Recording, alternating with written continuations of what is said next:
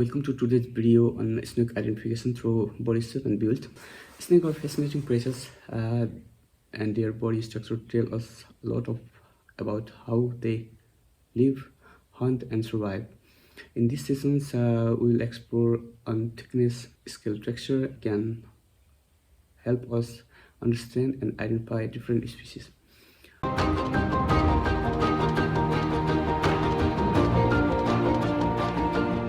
Body shape and build. Body thickness. It gives initial clues but not help in accurate identifications. So we have to use other method to identify snake properly. What body thickness tell us? So it tell us about the venom apparatus, feeding strategy, habitat adaptations, muscles development.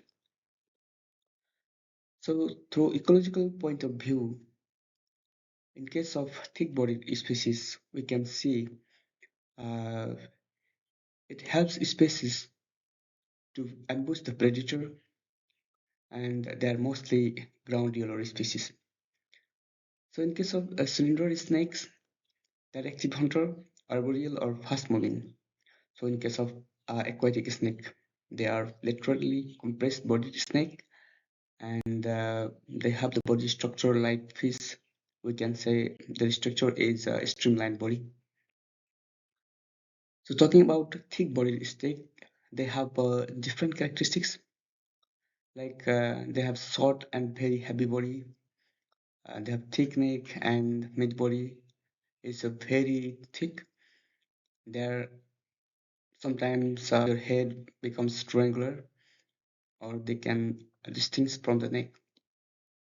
So why this happen? So in case of viper, for example, in Russell's viper, they have very large venom glands. In case of python or boa species, they're a good constrictor, so they need to have a strong muscles for constriction the prey. So in case of Nepalese snakes, we can see the Russell's viper. They have thick body in middle. Burmese python is also the same, but we can differentiate them with their blotches. They have regular blotches, and the blotches are not interconnected with each other in viper. So talking about moderately thick snake, neither very short stout or very slender. They have gradual tapering body. Some venomous elaphets and other large non-venomous species have this type of characteristics. So talking about king cobra, it's almost longest venomous species. We can see their body structure is moderately thick, not very heavy thick, but very small, and they are moderately thick. So if we go on rattlesnake, it's a totally non-venomous species. It have also the same condition. Their body is not too long, too thin, and not too heavy. So they are listed as a moderately thick species. So in case of thick or cylinder body snake species, they are very long and the thin body. They are very narrow neck and they are agile and fast moving. So in case of vine snake and bronze factory snake, we can see their body is too long and thin, so they can move very fast and they escape from the predator. Now we are going to talk about the dorsal killing of species. So we have seen a different shape of the scale. Sometimes they are irregular shape, and sometimes they have keel on their body scale. So this type of things is very important for identifications. So actually, what is keel in snake? So keel is a raised ridge running longitudinally along the center of the dorsal scale. So we can feel the keel by running a finger along the body from tail to head, and it is only can done by a trained person or expert who are very familiar with these skills. They can identify with their one hand or morphologically. If we talk about the kill, they are strongly kill weakly keel and smooth.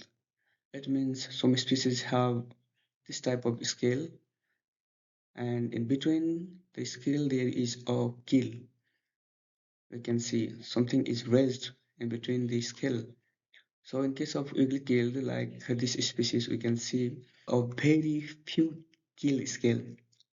So in case of smooth keel scale, like Elapidae family, we can see they are very smooth.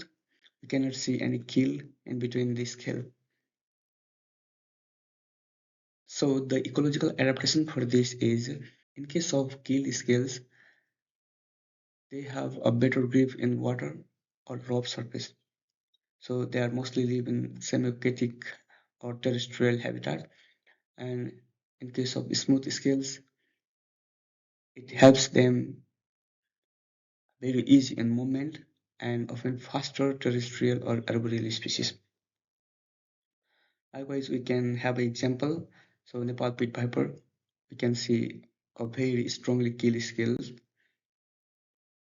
here.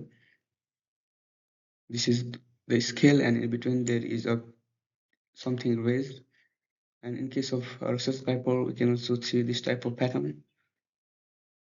And in case of uglical species, we can see in Barney Quebec and Sacred Quebec. We cannot see in this picture, but uh, they have also raised a line in between the scale. In case of Sacred Quebec, we can also see this. So in case of smooth scales, it is very easy to identify their scales. We can see it's very shiny and very smooth.